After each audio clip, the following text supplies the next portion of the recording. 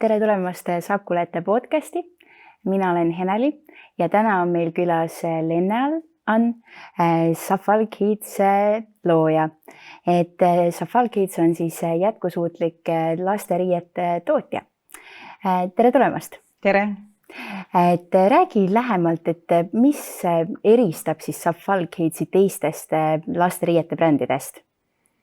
Safal Kids on hetkeks kuskil umbes üle 10 aasta vana oleme juba ja me oleme ellu tulnud seetõttu, et otsisime lastele teistsuguseid riideid natukene, just nagu ütleme värvi poolest, et oleks rohkem sellised unisex värvid lastele ja kindlasti paneme suurt rõhku ka kangastele, et kõik oleks mugav, puhas, nii-öelda nagu looduslik, et keemia oleks puhas, et sellised mõnusad ökoteks kangastest riided ja pakume neid kuskil sünnist koolini. Mainisite ökoteks, et mida siuke märgis tähendab?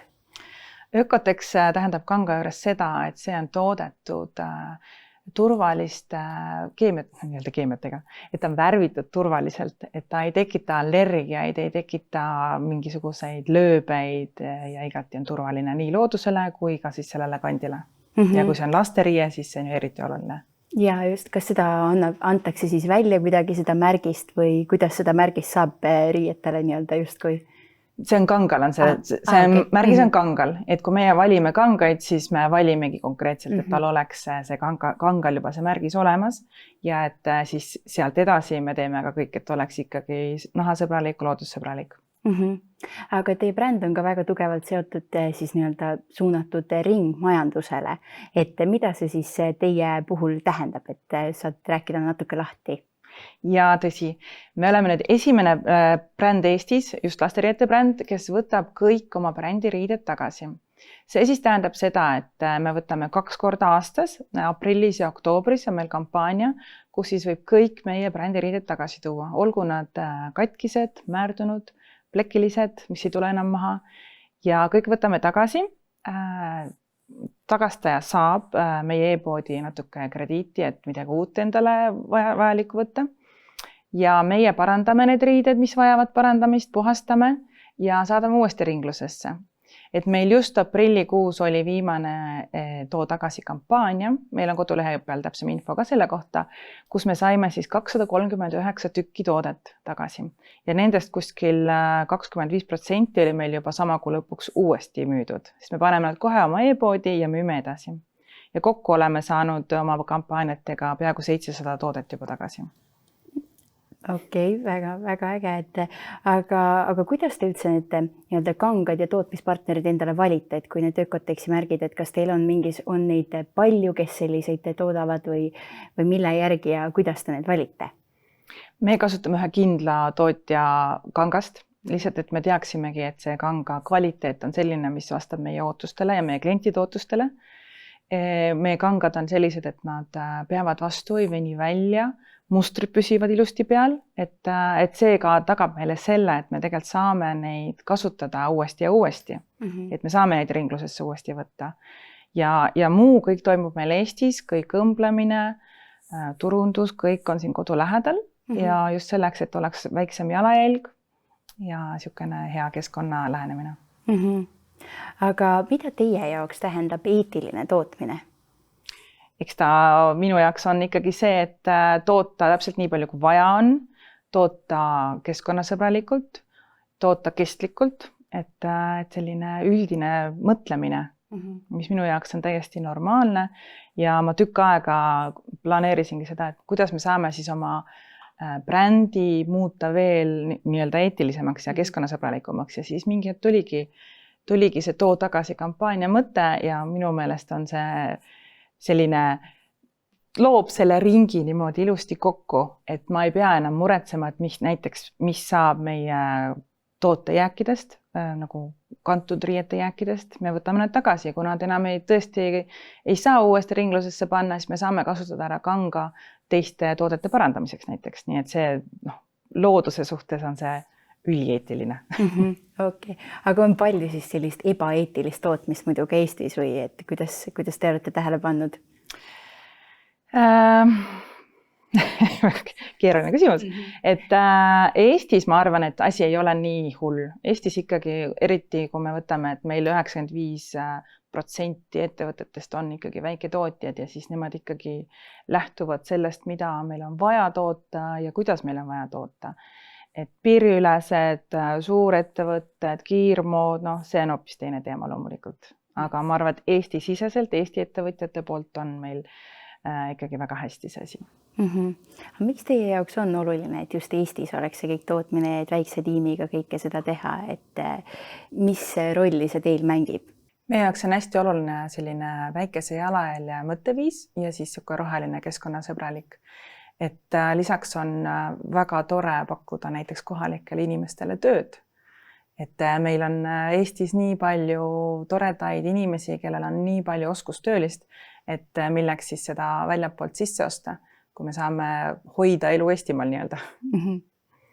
Aga räägige natukene lähemalt sellest ringmajandusest veel, et just tarbija vaates, et kuidas see kõik toimib ja kuidas see nii-öelda, kuidas see programm töötab siis? Meil on 2025 algusest on siis teatavasti tuleb näiteks tekstiilijäätmeid eraldi koguda ja kindlasti see valmistab väga paljudele inimestele peavalu, et mida ma siis teen ja kuidas ma teen. Ja meil on eriti hea meel, et meie siis oleme juba varem selle ringmajandusmudeli enda jaoks käima lükanud. Aga kuidas siis Safalkitsi juures käib see ringmajandus? See käib niimoodi, et sina ostad riided, sinu laps või sina ise kannad neid, ja siis, kui on õige aeg, siis sa saad meile need tagasi saata. Et selles mõttes, et meie vaatest on see nagu väga lihtne, et eriti kui võtta lasteriided, lapsed kasvavad nii ruttu, vahel on aastas 2-3 suurust vaja läbi kanda, siis ongi mõte, et mida ma nendega muidu teen pärast, siis me võtame need tagasi. Ja see on siis ainukene ettevõte Eestis, kes seda teeb? Ainuke lasteriiete bränd küll, ja. Ma tean mõned täiskasvanud riided teevad sarnast asja, aga lasteriietel me oleme tõesti ainukene ja meie eripära kindlasti ka see, et me võtame ka just nagu, mis on katki läinud või määrdunud, mille plekid ei tule välja. Et see kindlasti on peavalu, sest et muidu inimene mõtleb, et mis ma teen, ma pean nad ära viskama, kuhu ma nad viskan siis. Et meie brändiga on see lihtne, et võib alati nii-öelda mõelda, et okei, et ma ostan selle püksipaari ja sellel on jääkväärtus, nii-öelda nagu autoliising natukene. Okei, aga oskad sa midagi nii-öelda välja tuua, et mis on kõige üllatavam asi, mida siis nii-öelda tarbija ja inimesed ei tea rõivatööstuse telgitagustest?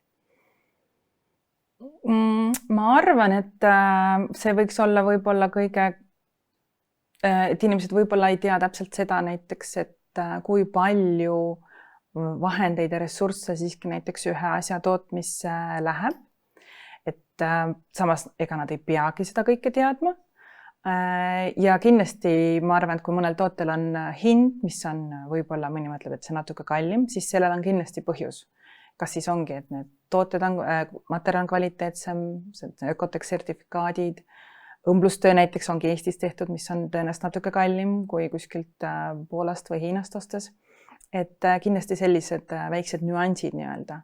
Lisaks siis kindlasti, kui me võtame Eesti väikeettevõtjad, siis kõik see turundamine, igasuguste laorendid, kontoripindade rendid, et kõik see tööjõukulu, et pakkimine, et kõik see on ikkagi, mis meie ettevõtjatena peame sinna hinna sisse ka arvestama. Ma arvan, et see võib olla selline, et aga samas kui võtta näiteks taaskord see, et okei, hind on nagu on tootel ja kui see on vastupidav, kvaliteetne, seda saab saata uuele ringile, saab siis kas ise maha müüa või näiteks siis meie puhul meile tagasi anda ja saab uuesti selle eest natuke krediiti, et uue asi osta, siis see on ainult ju väärt. Aga kuidas on üldse sellise väikse brändina nii-öelda tegutseda teiste suurettevõtete keskel? Et mis on need kõige keerulisemad kohad ja rääkige sellest natukene. Keerulisemad kohad. Eesti suures plaanis on väikene, nagu nii see ka turu mõttes on väikene, aga kindlasti meil kui väikeettevõtetel, ma arvan, kõige keerulisem on nagu inimesteni jõudmine. Ehk siis turundus nagu igal ühel. Et see oma nime ja nagu tegude levitamine on see kõige keerulisem kindlasti.